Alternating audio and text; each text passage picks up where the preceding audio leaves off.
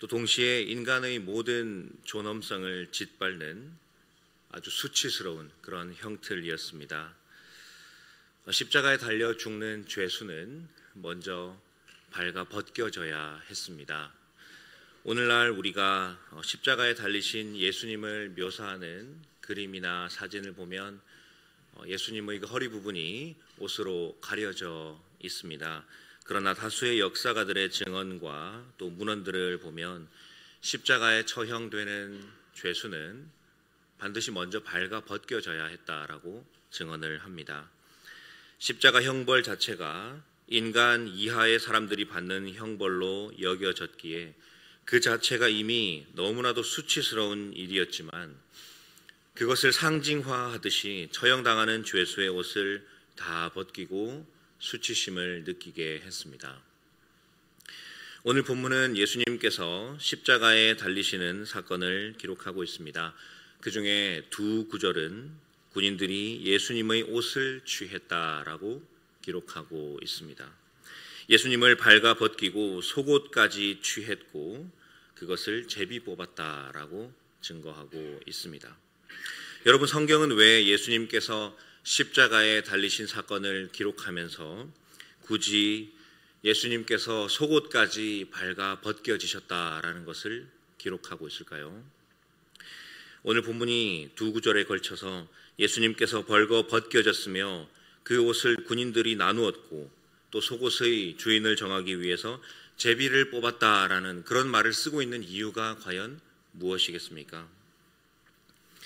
여러분, 우리가 고난주간을 통해서 예수님의 그 고난의 길, 십자가의 사건을 살펴보는 중에 놓치지 말아야 하는 중요한 관점은 바로 이 십자가의 사건이 구약 성경의 예언을 따라서 일어난 일이라는 것입니다. 이 십자가 사건은 우연히 있었던 일이 아닙니다.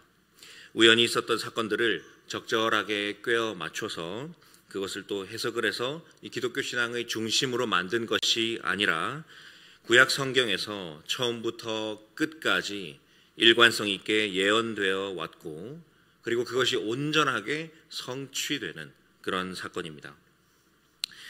오늘 본문에 나오는 이 군인들이 예수님의 옷을 벗기고 제비를 뽑아서 가졌다라는 것도 선지자 다윗을 통해서 예언된 일입니다. 시편 22편 18절 말씀에는 이렇게 이야기합니다. 내 겉옷을 나누며 속옷을 제비 뽑나이다. 시편 말씀에서 예수님의 그 겉옷을 나누고 또 속옷까지 벗겨서 제비 뽑을 것이다 라고 분명하게 예언을 하고 있습니다. 그렇기 때문에 24절을 보시면 이 사건을 두고 이는 성경을 응하게 하려 하심이다 라고 증거하고 있는 것이죠. 여기서 말하는 성경은 구약 성경을 의미합니다. 그뿐만 아니라 28절에도 시편 69편의 예언의 성취로 기록되었고 오늘 본문 쪽 후반부에 보면 36절에도 시편 34편을 그리고 37절에도 스가랴 12장 10절의 그 예언을 인용해서 기록하고 있습니다. 즉 이 예수님의 십자가 사건은 우연히 일어난 그런 사건이 아니라 철저하게 구약 성경에서 예언된 사건이며 이 오늘 본문에 나오는 예수님께서 발가 벗겨지시는 그 일도 구약 성경에서 예언된 그런 사건입니다. 그 예언의 성취로 기록된 것입니다. 예수 그리스도의 십자가 죽으심 그리고 발가 벗겨지심은 철저하게 하나님에 의해서 계획된 사건이다라는 것을 우리가 알 수가 있습니다.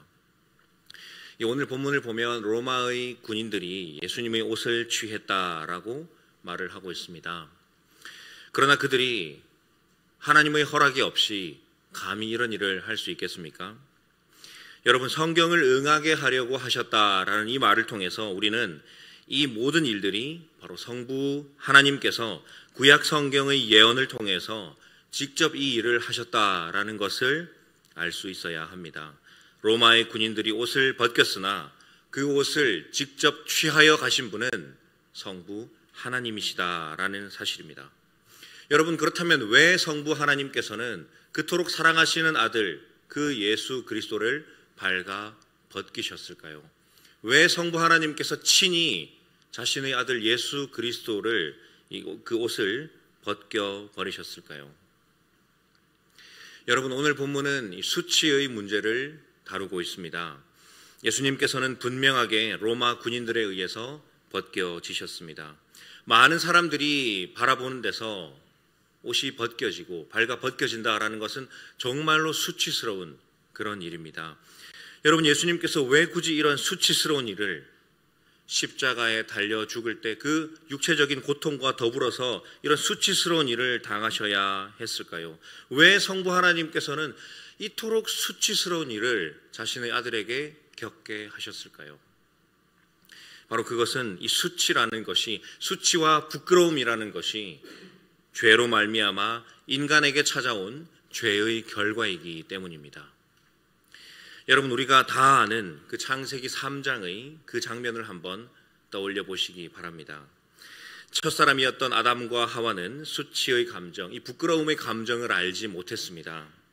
그들은 본래 벗은 몸으로 창조되었고 벗은 몸으로 생활했지만 전혀 부끄러워하지 않았습니다. 아담과 하와가 서로 부부 사이였기 때문에 부끄러워하지 않은 것이 아닙니다.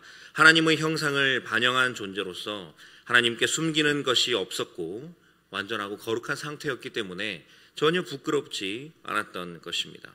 그들이 하는 모든 일이 하나님께서 보시기에 아름답고 참으로 의로운 것이었습니다.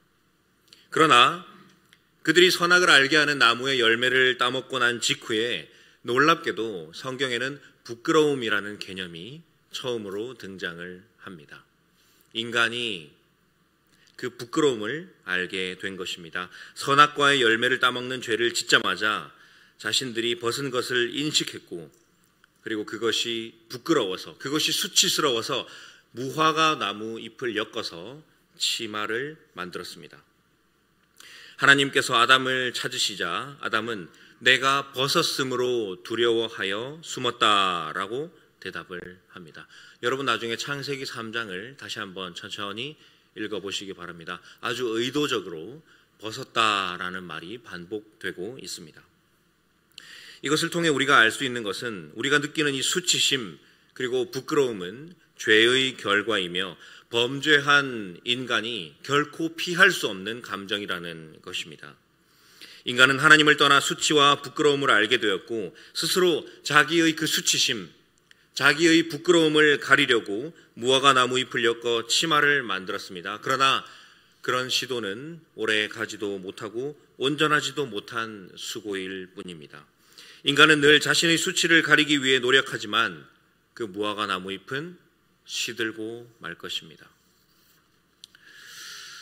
하지만 이야기는 여기서 끝나지 않습니다. 하나님께서는 그들의 수치를 가려주기 위해서 무화과 나무 잎을 엮어 만든 그 치마를 벗기시고 친히 가죽옷을 지어서 아담과 하와에게 입히시고 그들의 수치를 가려주셨습니다.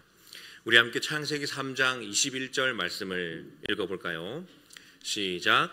여호와 하나님이 아담과 그의 아내를 위하여 가죽옷을 지어 입히시니라. 여러분, 여기서 하나님께서 가죽옷을 지어 입히셨다라는 것은 하나님께서 창조하시고 또 보시기에 좋다라고 말씀하셨던 하나 혹은 둘 이상의 짐승을 친히 하나님께서 죽이셨다라는 것을 의미합니다. 여기에서 최초의 피 흘림이 일어났습니다. 그리고 여기서 짐승을 죽여서 가죽옷을 입히셨다라는 것은, 피 흘림이 있었다라는 것은 곧 예수 그리스도의 죽으심을 예표하는 사건입니다.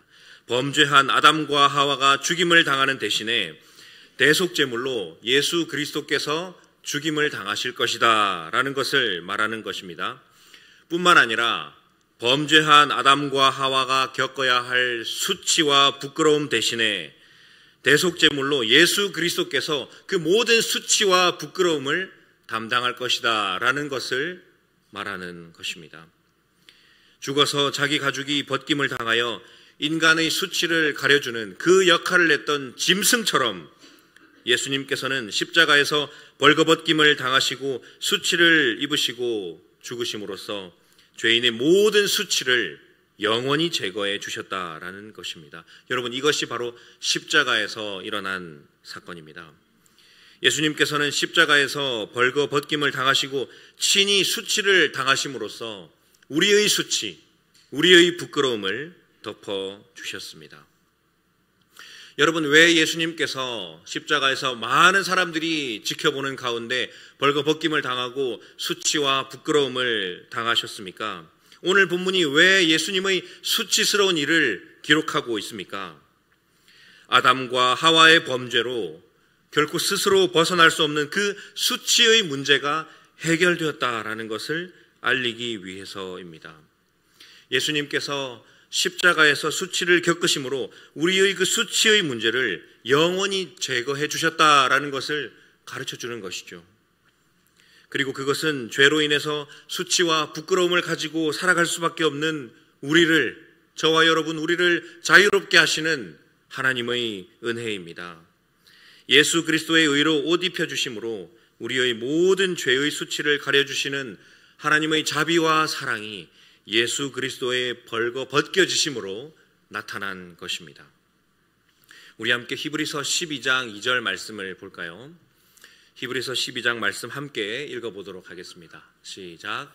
믿음의 주요 또 온전하게 하시는 이인 예수를 바라보자. 그는 그 앞에 있는 기쁨을 위하여 십자가를 참으사 부끄러움을 개의치 아니하시더니 하나님 보좌 우편에 앉으셨느니라. 여러분, 예수님은 십자가 고통을 참으사 부끄러움을 개의치 않으셨습니다. 그 앞에 있는 즐거움, 그 바로 앞에 있을 기쁨을 바라보셨기 때문입니다. 그 즐거움, 그 기쁨은 저와 여러분이 죄로 인한 수치와 부끄러움을 벗어버리고 우리를 부르시는 하나님 앞에 예수 그리스도의 공로로 담대히 나아가는 기쁨입니다. 하나님의 거룩한 뜻이 이루어지는 것이죠. 예수 그리스도께서는 바로 그 앞에 있는 그 기쁨과 즐거움을 바라보셨던 거예요. 그래서 그 부끄러움을 아무렇지 않은 일로 전혀 개의치 않으셨던 것입니다. 이것에 대해서 필립 휴즈라는 신학자는 예수님께서 바로 그 즐거움과 기쁨을 바라보셨기 때문에 수치와 부끄러움을 쓰레기로 여겼다라고 그렇게 주석하기도 했습니다. 여러분, 이것이 바로 우리를 향한 하나님의 사랑입니다. 죄로 인해서 평생 수치와 부끄러움 속에 살아가야 하는 우리를 사랑하시고 예수 그리스도의 그 의로운 옷을 입히기 위해 자신의 아들을 벌거벗기시고 자신의 아들을 수치를 당하는 자리로 보내셨습니다. 우리의 수치를 가리기 위해서 자신이 너무나도 사랑하시는 그 아들을 수치를 당하는 자리로 보내셨어요. 우리를 옷 입히기 위해서 자기가 사랑하는 그 아들을 발가 벗기셨습니다. 하나님께서 우리를 너무나도 사랑하셔서 그렇게 하셨습니다. 여러분, 우리가 이 사랑, 하나님의 사랑을 진정으로 경험하고 깨닫는 순간 우리가 이 세상을 살아가면서 겪었던, 우리가 이 세상에서 받아왔던 그 모든 수치감과 부끄러움, 굴욕적인 순간들, 나의 자존심이 깨어지고 비참하게 느꼈던 그 모든 순간들이 해결되고 치유될 수 있습니다. 그러므로 복음을 진정으로 깨달은 사람은 세상에서 겪는 수치스러운 일들, 부끄러운 일들이 더 이상 수치와 부끄러움일 수가 없습니다. 자존심이 깨어지는 일이 잠 못 이룰 만큼 괴로운 일이 될 수가 없는 것이죠. 왜냐하면 바로 예수 그리스도께서 나 때문에 당한 그 수치와 부끄러움이 무엇인지 진정으로 깨달았기 때문입니다. 여러분, 수치감 그리고 이 부끄러움이라는 것은 정말 다양한 형태로 인간의 삶을 파괴합니다. 여러분, 언제 수치심과 부끄러움을 경험하십니까? 언제 자존심이 무너지는 그런 경험을 하시는지요? 어떤 사람은 외모로 인해서 수치심을 느낄 수도 있고, 또 연봉이 될 수도 있고, 학벌 때문에 부끄러움을 느낄 수도 있습니다. 그리고 그런 것들은 우리에게 열등감이나 다른 사람들로부터 인정받는 것을 추구하게 하거나 강박적으로 다른 사람과 자신을 비교하는 태도, 내가 옳아야만 하는 완벽주의적인 태도로 나타나면서 인간의 삶을 파괴합니다. 많은 사람들이 이런 문제로 인해서 고통을 겪습니다. 어쩌면 이 수치심, 부끄러움은 육체적인 고통보다 더 견디기 힘든 것 같습니다.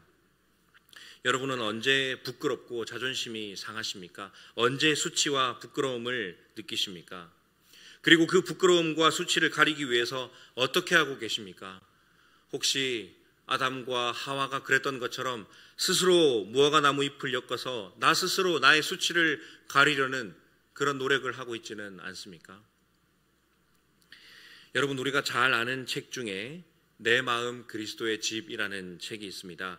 여기 보면 주인공은 그 주방과 서재와 작업실을 다 예수님에게 보여드렸는데 자신의 그 벽장만큼은 절대로 오픈하지 않습니다. 왜 오픈하지 않을까요? 부끄럽다는 것이죠. 절대로 보여주기 싫은 그 벽장이 오픈되면 내가 망신을 당하고 수치심, 부끄러움을 느끼기 때문입니다. 그래서 끝까지 그 벽장의 열쇠를 쥐고 있습니다. 그러다가 그 벽장의 열쇠를 예수님에게 드렸는데 열쇠를 드리자마자 예수님은 그 벽장 안에 있는 썩은 가구들과 냄새나는 모든 물건들을 한 번에 다 치워버리셨습니다. 더 이상 내가 공개하고 싶지 않았던 것들, 그 방에 있는 수치심, 부끄러움, 굴욕적이고 치욕적인 순간들은 모두 사라지게 되었죠. 그리고 그 방에는 이제 예수 그리스도의 사랑과 하나님의 은혜가 가득하게 되었습니다. 여러분, 우리가 예수님을 믿는다고 해도 여전히 스스로 무화과 나무 잎을 엮어서 수치를 가리려는 그런 노력을 하면서 살아갑니다. 그런 일들은 참으로 헛된 것입니다. 하나님께서 심판하실 때 우리를 가리고 있던 그것들은 다 벗겨질 것입니다. 하지만 예수 그리스도로 옷을 입은 자들은 누구든지 그 옷이 벗겨지지 않을 것입니다. 여러분은 세상 속에서 나의 무화과 나무 잎을 엮어 내가 스스로 나의 수치를 가리려고 노력하고 있지는 않습니까? 혹시 그렇다면 그런 어리석은 수고를 내려놓으시기 바랍니다. 성공과 또 부와 명예 혹은 조금 괜찮은 사람이라는 그런 껍데기로 우리의 수치를 가리려는 그런 노력을 내려놓으시기를 바랍니다. 다른 사람들과 비교할 때 부족해 보이는 나의 수치심, 나의 그 모든 부끄러운 모습들, 그 모든 것들을 가지고 예수 그리스도에게로 나아가시기 바랍니다. 십자가에서 우리를 대신하여, 나를 대신하여 수치를 감당하신 그 예수님을 바라보시기 바랍니다. 나의 수치를 대신 담당하신 예수 그리스도를 바라보며 내가 하나님으로부터 어떤 사랑을 받은 존재인지 알려달라고 간구하시기 바랍니다. 그리고 여러분이 만약 그 사랑을 깨닫는다면 그 사랑을 깨닫는 순간 십자가에서 증명된 하나님의 사랑이 여러분의 마음 가운데 깊이 경험되는 순간 여러분의 모든 수치와 부끄러움이 제거되고 내가 하나님의 사랑으로 인해 수치가 덮여지고 수치가 감싸진 존귀한 존재다라는 것을 알게 될 것입니다. 우리는 고난주간에 십자가에 달리신 예수님을 묵상하고 있습니다. 오늘 하루 예수님의 고난을 묵상할 때 우리의 수치를 제거하기 위해서, 나의 수치와 부끄러움을 제거하기 위해서 친히 발가 벗겨져서 수치를 감당하신 그 예수님을 바라보는 은혜가 있기를 바랍니다. 우리가 삶에서 겪는 많은 수치와 부끄러움의 문제, 그 굴욕적이고 치욕적인 그런 순간들을 해결하고 완전히 제거할 수 있는 분은 오직 십자가에서 수치를 당하신 예수 그리스도밖에 없습니다. 그분에게 여러분의 모든 수치와 부끄러움을 가지고 나아가시기 바랍니다. 그리고 나의 수치를 가려주기 위해 자신의 아들을 벗기신 그 하나님의 사랑을 깨닫고 그 하나님을 더욱더 사랑하는 저와 여러분 우리 모두가 될 수 있기를 간절히 소망합니다. 이 시간 말씀을 기억하면서 우리 함께 기도하도록 하겠습니다. 우리의 인생에서 겪는 수치심, 부끄러움, 그리고 나의 자존심이 무너지는 그 모든 순간들을 가지고 예수 그리스도 앞에 나아가기를 원합니다. 그리고 나의 아픔과 수치, 나의 부끄러움을 예수 그리스도의 그 보혈의 공로로 덮어주시기를, 하나님의 사랑과 은혜로 덮어주시기를 간절히 소망합니다. 이런 기도 제목들을 가지고 우리 함께 기도하도록 하겠습니다. 기도하겠습니다.